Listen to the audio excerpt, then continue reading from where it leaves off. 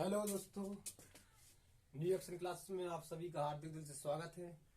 आज अपन डिस्कस करने वाले हैं 12 सितंबर का ग्रुप डी का पेपर। जितने भी सारे प्रश्न पूछे गए हैं, जो हमें मिले हुए हैं, हमने पूछा हुआ है अपने मित्रों पर, उन सभी के बारे में हम आपसे चर्चा करने वाले हैं। वो बहुत कम समय में चर्चा करने वाले इम्पोर्टेंट प्रश्न जो हर बार हर एग्जाम में रिपीट हो रहे हैं, वे प्रश्न के बारे में हम चर्चा करने वाले हैं। जैसे कि एक करंट अफेयर से प्रश्न पूछा गया है ग्रुप डी में आरबीआई से करंट अफेयर के बारे में पूछा गया है। तो आप आरबीआई के बारे में पढ़कर जाना। करंट अफेयर से प्रश्न जरूर पूछा जा रहा है। करंट अफेयर से 3-4 प्रश्न आ रहे हैं, मुझे सिर्फ एक ही प्रश्न मिला है, वो भी आरबीआई से। आरबीआई के बारे में पूछा गया था करंट अफेयर के बारे में, तो आप आरबीआई के बारे में अच्छी तरह से पढ़ के जाना। बात करते हैं तो संविधान से हमें अनुच्छेद 23 के बारे में पूछा गया है, जो बाल श्रम बंदी प्रक्षीकरण यानी बंधुआ मजदूरी, उसके बारे में चर्चा की गई थी। इसमें आप प्रश्न तो आर्टिकल 23 से संबंधित था। बंधुआ मजदूरी हो या बाल श्रम हो, वो आपको पेपर की दृष्टि से देखना पड़ेगा। तो आर्टिकल 23 पूछा गया था 12 सितंबर के पेपर में। बात करती है तो मैंडलिप की आवर्त श्रेणी भी पूछी गई थी। पूछा गया था कि मैंडलिप की आवर्त श्रेणी, जो मैंडलिप ने जो 1869 में जो आवर्त श्रेणी बनाई हुई थी, वो कब जर्मन पत्रिका में प्रकाशित हुई, ये पूछा गया था। पूछा गया था कि मैंडलिप की आवर्त श्रेणी जर्मन पत्रिका में कब प्रकाशित हुई, तो बता देना कि 1872 में ये जर्मन पत्रिका में प्रकाशित हुई। और मैंडलिप ने आवर्त श्रेणी कब बनाई थी? 1870 में इन्होंने आवर्त श्रेणी का निर्माण किया था और जर्मन पत्रिका में 1872 में प्रकाशित हुई। बात करते हैं तो प्रतिरोध के बारे में पूछा गया है। एक प्रश्न प्रतिरोध के बारे में पूछा गया है। आपसे कुछ भी पूछा गया हो, आपको सूत्र याद करना पड़ेगा कि R बराबर V बटे आई। कभी एक प्रश्न तो V बटे आई, यानी एक प्रश्न तो 2 सितंबर की शिफ्ट में भी पूछा गया था। डायरेक्ट पूछा गया था कि R बराबर क्या होता है, प्रतिरोध यानी कि R बराबर क्या। तो उसमें दिया हुआ था कि V बटे आई, V प्लस आई, V इंटू आई, ये दिया हुआ था। तो आपको चिन्ह क्या टिक करना था कि V बटे आई। तो इसकी प्रतिरोध के बारे में फॉर्मूला पूछा गया था, सूत्र पूछा गया था। फॉर्मूला बेस पर एक प्रश्न पूछा गया था। आपको आर दी होगी या आई दी होगी, इन दो चीजों में से, 3 चीजों में से कुछ एक दी होगी, 2 दी होंगी, और तीसरी आपको याद करनी होगी। तो इसके बारे में भी चर्चा की गई है। साथ ही साथ एक गूगल से प्रश्न बताया हमारे मित्रों ने, कहा है कि काली मिट्टी के बारे में प्रश्न पूछा गया था। काली मिट्टी के बारे में प्रश्न पूछा गया था कि ऑप्शन में दिया हुआ था कि मध्य प्रदेश, ऑप्शन में था MP, गुजरात और महाराष्ट्र। इन तीनों राज्यों में कौन सी मिट्टी देखने को मिलती है? उसमें लाल मिट्टी थी, काली मिट्टी थी, लेटराइट मिट्टी थी। तो आपको टिक क्या करना था? काली मिट्टी ज्यादातर हमें इन 3 राज्यों में देखने को मिलती है। तो ये प्रश्न भूगोल से था, काली मिट्टी के बारे में।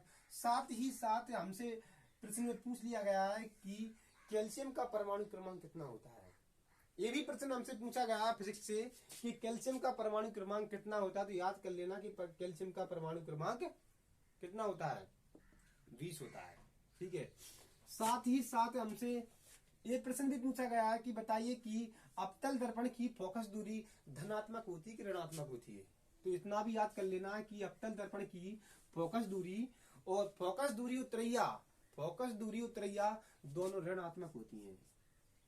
अवतल की ऋणात्मक होती है और उत्तल की धनात्मक होती है। ये डायरेक्ट पूछा गया फिजिक्स से कि अवतल दर्पण में फोकस दूरी धनात्मक होती कि ऋणात्मक। तो बताना कि ऋणात्मक। ठीक है। इसके बाद 73वां संविधान संशोधन के बारे में एक संविधान से प्रश्न भी आया था कि 73वां संविधान संशोधन कब लागू हुआ था। डेट सहित पूछा गया हो या सन पूछी गई हो, आपसे जो भी पूछा गया हो तो कह देना कि 24 अप्रैल 1993 में लागू हुआ था। ये 24 अप्रैल 1993 में लागू हुआ था, इसलिए हम 24 अप्रैल को पंचायती राज दिवस मनाते हैं। इसके बाद पाचन से एक प्रश्न पूछा गया कि पाचन की क्रिया कहां से शुरू होती है। सभी को अच्छी तरह से याद होगा कि पाचन की क्रिया हमारे मुख से शुरू होती है। ठीक है। तो ये भी प्रश्न बायोलॉजी था। सो आपको ये टिक करना था कि हमारी कहां से शुरू होती है? मुख से शुरू होती है पाचन क्रिया।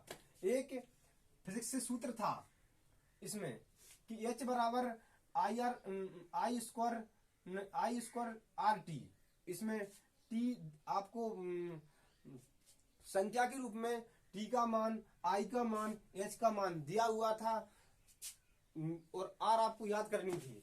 इतना ही बताया था हमारे मित्रों ने कि बताया था कि आर पूछी गई थी। अब आप तय कर लेना कि आर पूछी गई थी कि टी पूछी गई थी कि आई पूछी गई थी, वो आप याद कर लेते इस फॉर्मूला के जरिए से।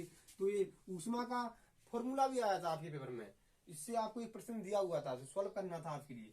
इसके बाद पूछा गया था बायोलॉजी से कि गर्भ में बच्चों का पोषण किसके द्वारा होता है।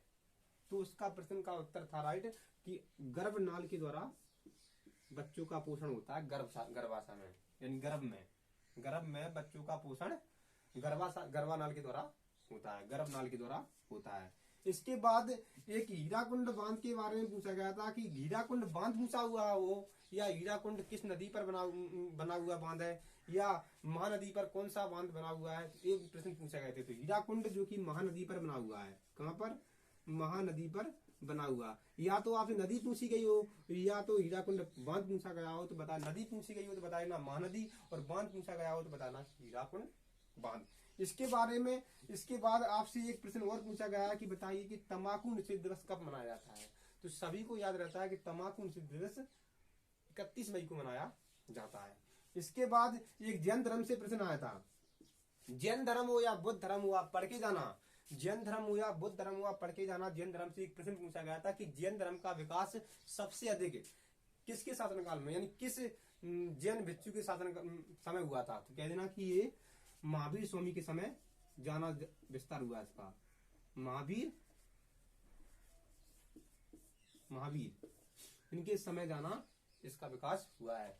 तो इन जितने भी हमने प्रश्न आज के लिए बताए हुए थे इनके बारे में, इन टॉपिकों के बारे में आपको पढ़कर जाना है। उत्तर लेंस है, अवतल दर्पण है, संविधान संशोधन है, 73-74 है, पाचन तंत्र से पढ़कर जाना है और बांधों के बारे में पढ़कर जाना है और जैन धर्म, बौद्ध धर्म, इन सभी के बारे में आपको पढ़ के जाना है। तो जय हिंद साथियों, आज की क्लास में हम इतने ही प्रश्न रख पाए हुए क्योंकि हमारे मित्रों को इतने ही प्रश्न याद थे। तो कल की क्लास में और देखते हैं आगे चल के। जय हिंद साथियों।